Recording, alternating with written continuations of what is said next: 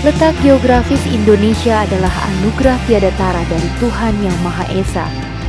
Berada di sekitar garis khatulistiwa, sehingga sinar matahari selalu melimpahi wilayah Indonesia sepanjang tahun. Diapit benua Asia di sebelah utara dan benua Australia di sebelah selatan, serta diapit pula oleh Samudra Hindia dan Samudra Pasifik. Dengan letak geografis tropika serta diapit oleh dua benua dan dua samudra, Indonesia memiliki kekayaan alam hayati yang sangat berlimpah. Wilayah Indonesia ditumbuhi tanaman kopi, kakao, kelapa, kelapa sawit, rotan, karet, tebu, aneka buah dan aneka sayuran, serta lain sebagainya. Selain kekayaan alam hayati tumbuhan, hewan peternakan seperti ayam, kambing dan sapi dapat berkembang biak dengan baik di Indonesia.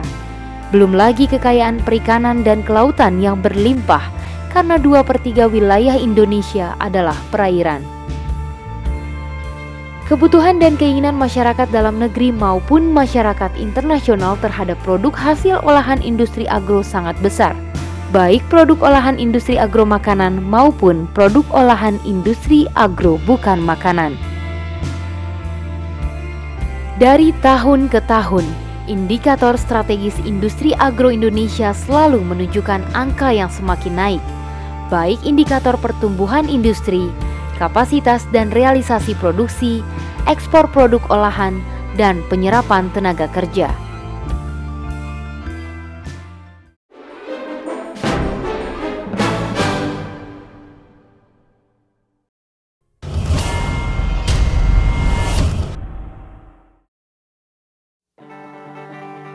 Hamparan hijau perkebunan kelapa sawit mulai dari Pulau Sumatera, Jawa, Kalimantan, Sulawesi, dan Papua yang mencapai jutaan hektar menghasilkan minyak kelapa sawit yang berlimpah, berupa crude palm oil dan crude palm kernel oil menjadikan Indonesia sebagai negara penghasil kelapa sawit terbesar di dunia.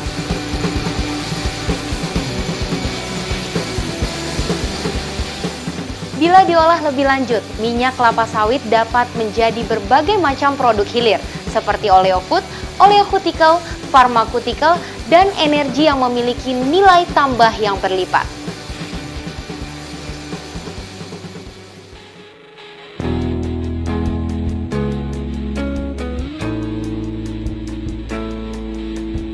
Dari sejumlah produk hilir kelapa sawit, baru sebagian yang sudah diproduksi di Indonesia. Untuk mendorong terlaksananya hilirisasi produk kelapa sawit, pemerintah Indonesia sudah mengeluarkan beberapa kebijakan dan melakukan langkah-langkah nyata seperti yang tertuang dalam roadmap pengembangan industri hilir kelapa sawit. Saat ini telah dicanangkan lokasi khusus industri kelapa sawit di daerah Seimangke, Sumatera Utara, Dumai Riau, dan Malawi, Kalimantan Timur, dan menyusul pencanangan lokasi khusus tahap kedua di daerah Kalimantan Barat, Kalimantan Tengah, serta Papua.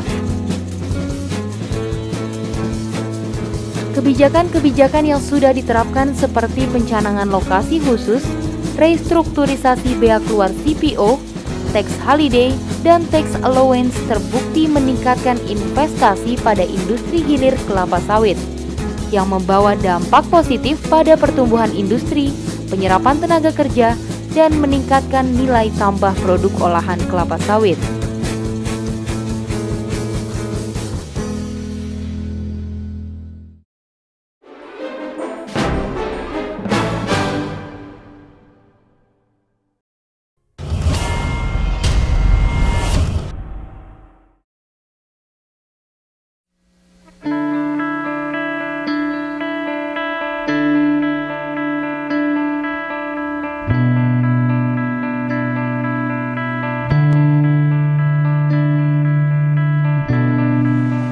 Siapa yang tidak mengenal produk yang satu ini?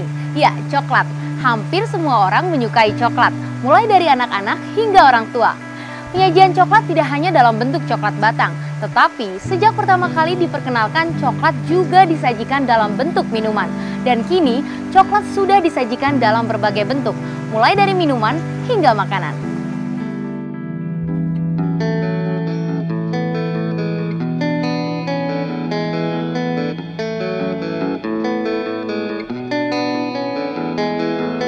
Dengan capaian produksi biji kakao sekitar 15% dari produksi biji kakao dunia, saat ini Indonesia menjadi penghasil biji kakao ketiga terbesar di dunia. Meski industri pengolah kakao Indonesia pernah mengalami keterpurukan yang disebabkan oleh kekurangan bahan baku karena sebagian besar biji kakao diekspor mentah, saat ini industri pengolah kakao mulai kembali berangsur tumbuh.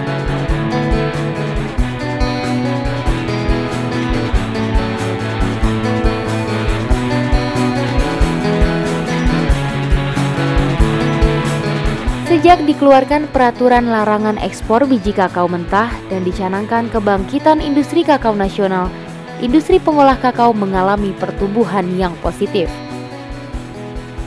Pabrik-pabrik yang sempat tidur kembali beroperasi dan pabrik-pabrik yang menurunkan realisasi produksi kembali memaksimalkan kapasitas produksi. Investasi penambahan kapasitas produksi dan bahkan investasi dengan pembangunan pabrik baru pengolah kakao sudah dilaksanakan.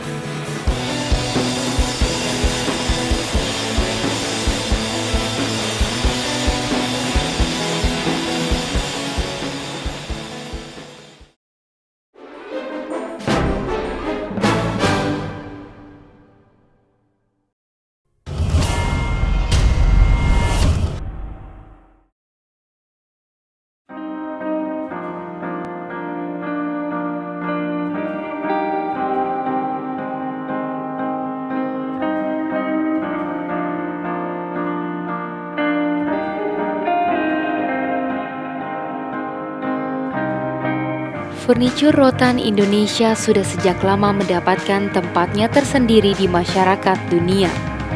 Bahkan telah dipergunakan pada pertemuan pemimpin dunia.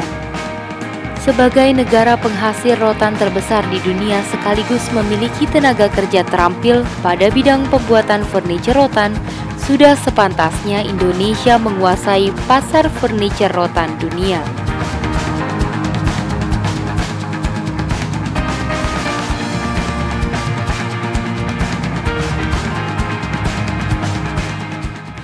Masa kejayaan industri furniture rotan Indonesia terjadi pada tahun 1990-an, sempat terpuruk karena terjadi ekspor rotan mentah secara besar-besaran.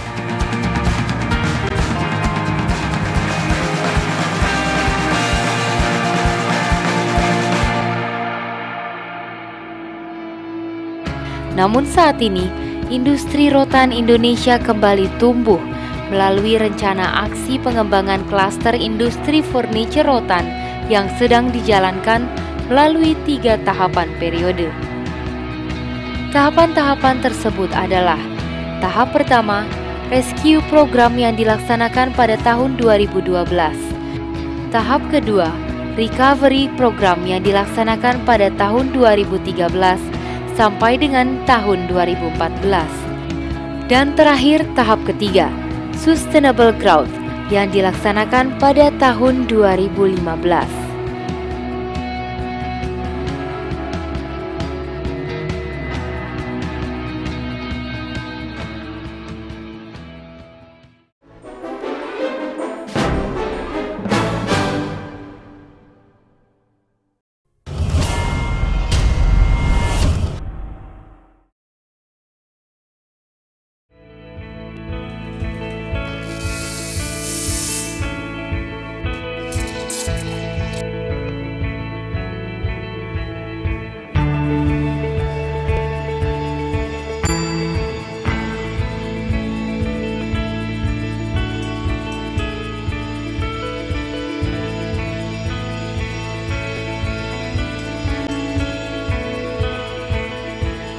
Meminum secangkir kopi di pagi hari sebelum memulai aktivitas atau menemani aktivitas lembur di malam hari sudah menjadi kebiasaan bagi kebanyakan orang.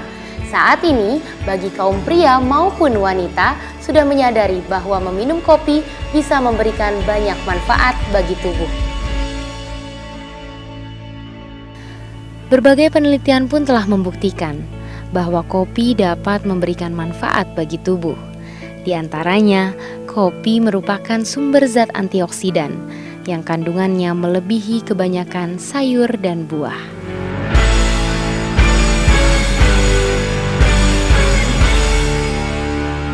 Indonesia sebagai penghasil kopi ketiga terbesar di dunia yang memiliki luas lahan lebih dari 1 juta hektar dengan 2 jenis kopi, yaitu jenis kopi Robusta dijadikan sebagai bahan baku industri pengolahan kopi instan dan jenis kopi Arabica yang memiliki cita rasa khas yang dipergunakan untuk memenuhi permintaan pasar premium dan disajikan di kafe-kafe kopi.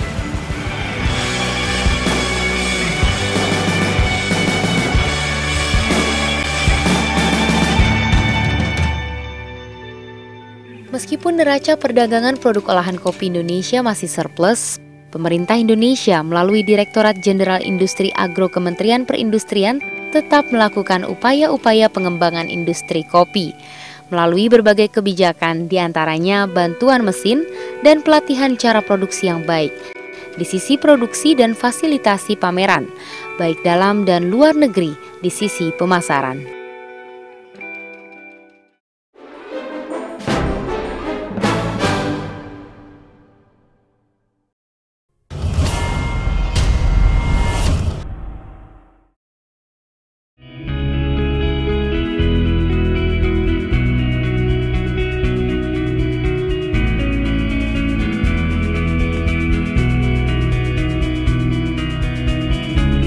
Bagi masyarakat Indonesia, tanaman kelapa sudah melekat pada kehidupan sehari-hari.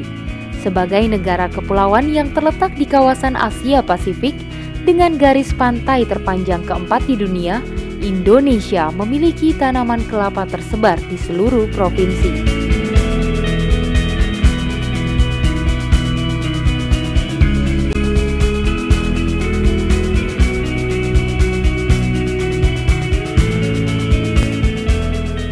Semua bagian tanaman kelapa dapat dimanfaatkan untuk meningkatkan kesejahteraan, baik secara tradisional maupun secara komersial.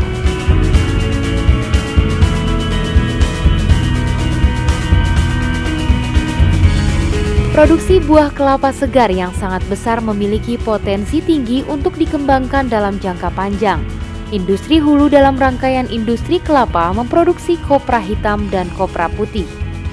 Industri antara merupakan industri kelapa yang memproses bahan baku menjadi produk-produk turunan seperti tempurung kelapa, kopra meal, dan desiccated coconut.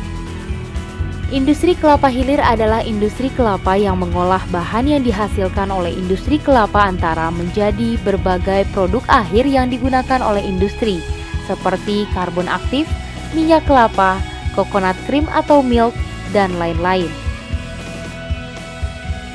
Untuk mengembangkan industri pengolahan kelapa Indonesia, pemerintah bekerja sama dengan pemerintah daerah, swasta, perguruan tinggi, dan litbang, serta masyarakat untuk menyusun rencana aksi berupa peningkatan jaminan pasokan bahan baku, diversifikasi produk, optimalisasi kapasitas, peningkatan mutu produk, peningkatan kerjasama internasional, peningkatan kemampuan industri mesin, peningkatan teknologi pengolahan yang lebih maju dan efisien, serta peningkatan kompetensi sumber daya manusia.